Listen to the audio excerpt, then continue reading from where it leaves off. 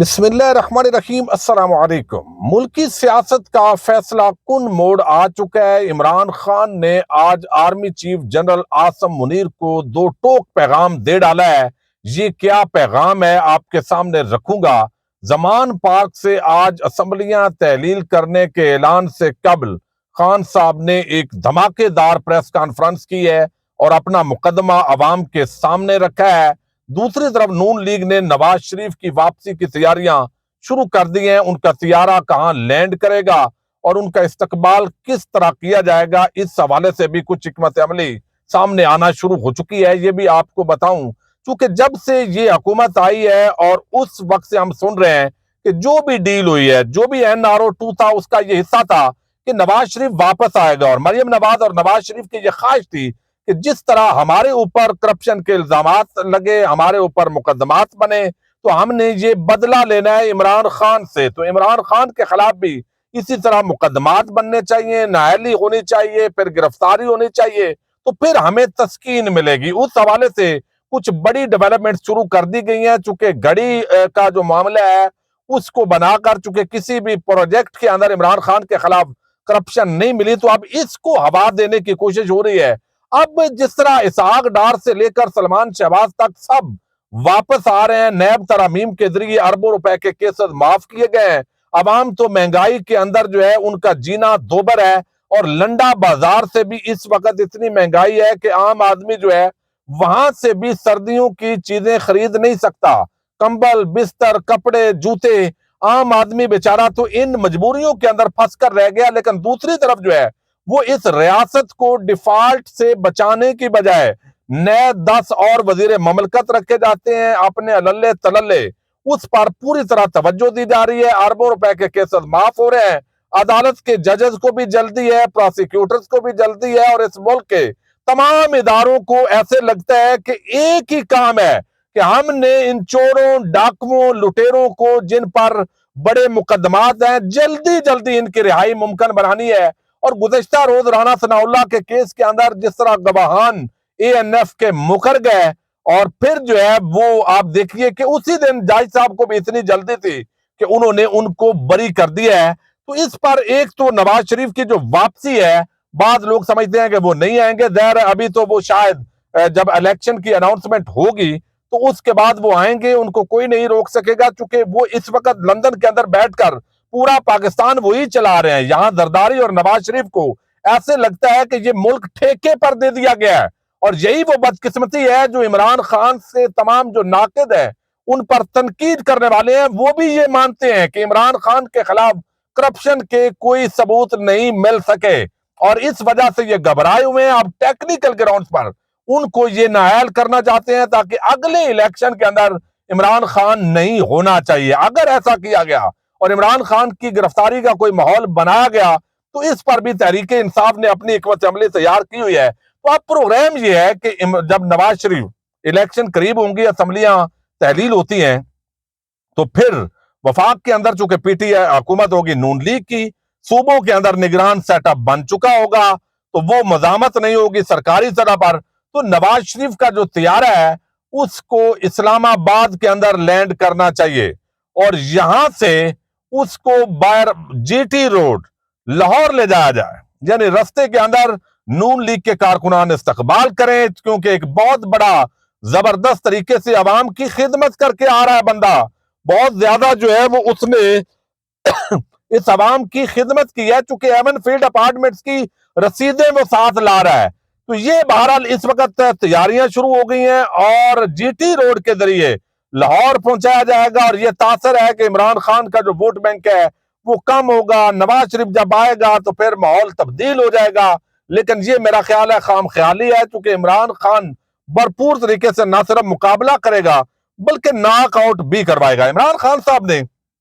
زمان park کے اندر آج ایک پریس کانفرنس کی ہے، چونکہ جب سے ان پر جو ہے وہ قاتلانہ حملہ ہوا ہے، پھر جو راولپنڈی کا ایونٹ ہوا ہے، تو اس کے بعد انہوں نے اسمبلیاں تحلیل کرنے کا اعلان کیا۔ قاف لیگ کے اندر بھی دراڑ کی خبریں آ رہی ہیں جو کہ درست نہیں ہے، میں آپ کو بتا چکا ہوں۔ تمام MPAs پرویز الہی کے ساتھ کھڑے ہیں، پرویز الہی کا جو ڈیفرنس آف اوپینین ہے آج کے دن تک وہ موجود ہے، لیکن خان صاحب کو انہوں نے یقین دلا دیا ہے کہ ہم آپ کے ساتھ ہیں۔ اب خان صاحب نے ایک تو آج اپنی جو معاشی کامیابیاں ہیں وہ انہوں نے بتائی ہے کہ ٹیکس کلیکشن ہمارے دور میں کس طرح بڑھی ہے، پھر ریمیٹنسز کے اندر کیسے اضافہ ہوا ہے، روشن ڈیجیٹل اکاؤنٹ کے اندر کس طرح پیسہ آ رہا تھا، ایکسپورٹ کس طرح بڑھ رہی تھی، اور اب جو یہ نون لیگ کی حکومت ہے یہ ملک کو ڈیفالٹ کے کنارے پر لے آئی ہے، اور ٹیکنیکل ڈیفالٹ تو ملک ہو چکا ہے، اور یہ اسحاق ڈار اور باقی جس طرح کی باتیں کر رہے ہیں یہ غلط بیانی پر مبنی ہے۔ پھر انہوں نے بتایا کہ نون لیگ نے جب حکومت چھوڑی تھی اور ہم نے حکومت حاصل کی تھی تو اس وقت معیشت کی کیا بربادی تھی، اور اب ان ٹھگوں چوروں ڈاکوؤں نے اپنے تمام کیسز تو معاف کروائے ہیں، این آر او لیا ہے، مشرف نے ایک این آر او دیا، اور ابھی ملک کے ایک طاقتور شخص نے اور ان کو این آر او دیا ہے، تو ظاہر ہے جنرل باجوہ کی طرف ان کا اشارہ تھا کہ یہ دوسرا بڑا این آر او دیا گیا ہے، کیونکہ آرمی چیف ہی اصل میں اسٹیبلشمنٹ کی کمان کر رہا ہوتا ہے، تو یہ ایک بڑا سخت جو ہے ایک مرتبہ پھر انہوں نے الزام لگایا۔ شریف خاندان نے اپنے فرنٹ مین اسحاق ڈار کی مدد سے جو ہے وہ منی لانڈرنگ کی، اور یہ انہوں نے باقاعدہ ایفیڈیوٹ دیا ہوا ہے اسحاق ڈار نے، اگر ملک ڈیفالٹ کی طرف چلا گیا تو یہ ہم سب کے لیے بہت نقصان ہوگا، اور ان لوگوں کو ڈیفالٹ سے ملک بچانے سے کوئی غرض نہیں ہے، وہ شریف ہوں یا وہ زرداری ہوں۔ پھر انہوں نے بتایا کہ ہمارے دور کے اندر 50 سال کے بعد 6 ڈیم بننا شروع ہوئے، ان میں 2 بڑے ڈیم ہیں، انہوں نے کبھی اس پر تو کام ہی نہیں کیا، اس طرح کے پروجیکٹس پر۔ پھر انہوں نے بتایا کہ ہمارے دور حکومت کے اندر مہنگائی جو ہے وہ انٹرنیشنل مارکیٹ کے اندر آئل پرائسز وہ اوپر تھی، اس وجہ سے مہنگائی تھی، تو اب تو وہ جو $125 پر فی بیرل تیل کی قیمتیں تھی، اس وقت بھی ہم 250 پر جو ہے وہ تیل دے رہے تھے، بلکہ 234-35 کے اندر دے رہے تھے، تو اب تو انٹرنیشنل پرائسز جو ہے وہ آئل کی گر چکی ہیں، وہ $80 سے بھی نیچے آ چکی ہیں، تو اب تو عوام کو جو ہے وہ $150 کا پیٹرول ڈیزل تو ملنا چاہیے، لیکن ابھی بھی جو ہے وہ اندھیر نگری مچائی ہوئی ہے۔ پھر ایکسپورٹ کے حوالے سے انہوں نے بتایا یہ ساری چیزیں انہوں نے کی ہیں کہ ہمارے دور حکومت کے اندر تباہ شدہ معیشت کو ہم نے کس طرح اچھا کیا، جی ڈی پی گروتھ 6% پر لے کر گئے، پھر ایکسپورٹ کے اندر اضافہ ہو رہا تھا، مزدوری لوگوں کو مل رہی تھی، آرام کے ساتھ لوگ زندگی بسر کرنا شروع ہو گئے تھے، ہم مزید اس حوالے سے ڈیولپمنٹ کرنے جا رہے تھے، لیکن اس تمام صورتحال کے باوجود یہ جو پی ڈی ایم کا جتھا ہے ان کو چونکہ گوارا نہیں تھا، احتساب کا راستہ روکا گیا، اور اس کا بھی انہوں نے الزام جنرل باجوہ صاحب پر لگایا ہے، اور وہ ان کو جو ہے وہ NRO-2 دے دیا گیا۔ تو اب جو نئے آرمی چیف ہیں جنرل عاصم منیر، ان کو بھی انہوں نے ایک بڑا 2 ٹوک پیغام دیا ہے، اور میرا خیال ہے کہ یہ تو ان کو سیاست کے اندر انوالو نہیں ہونا چاہیے، لیکن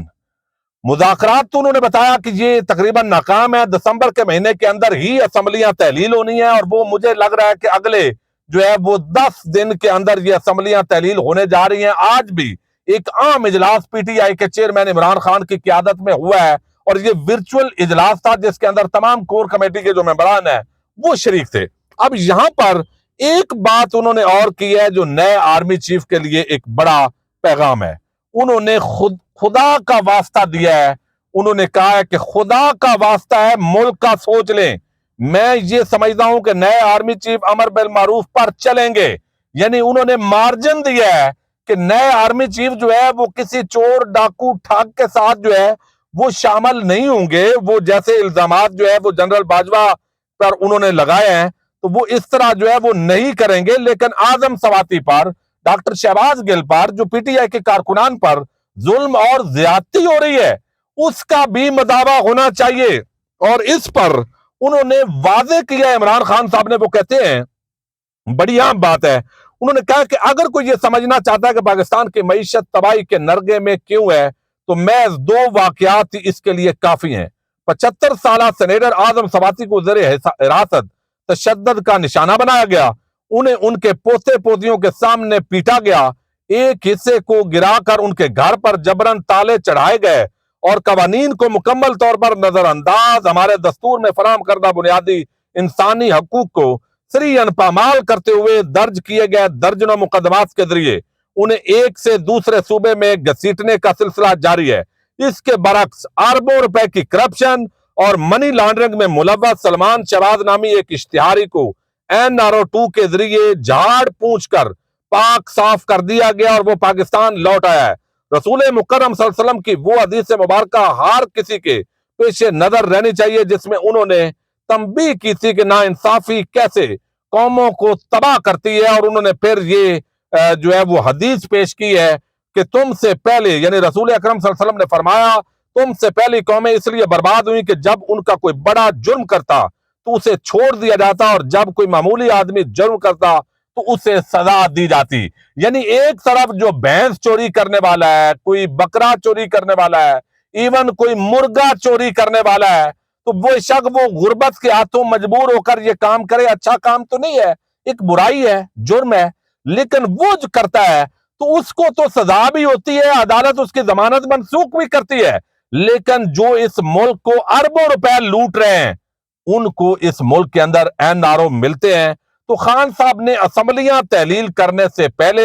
آج ایک واضح میسج دیا ہے، انتہائی عام یہ پریس کانفرنس ہے، اور دسمبر کے اندر ہی چونکہ اسمبلیاں تحلیل ہونے جا رہی ہیں، اور army chief general Asim Munir کو انہوں نے واسطہ دیا ہے اللہ کا، اور وہ امید انہوں نے ظاہر کی ہے کہ آپ امر بالمعروف پر چلیں گے، یعنی اچھائی کے ساتھ ہوں گے، برائی کے ساتھ نہیں ہوں گے۔ دیکھتے ہیں آنے والے دنوں کے اندر مزید کیا ڈیولپمنٹس ہوتی ہیں۔ اجازت دیجیے گا، اللہ حافظ۔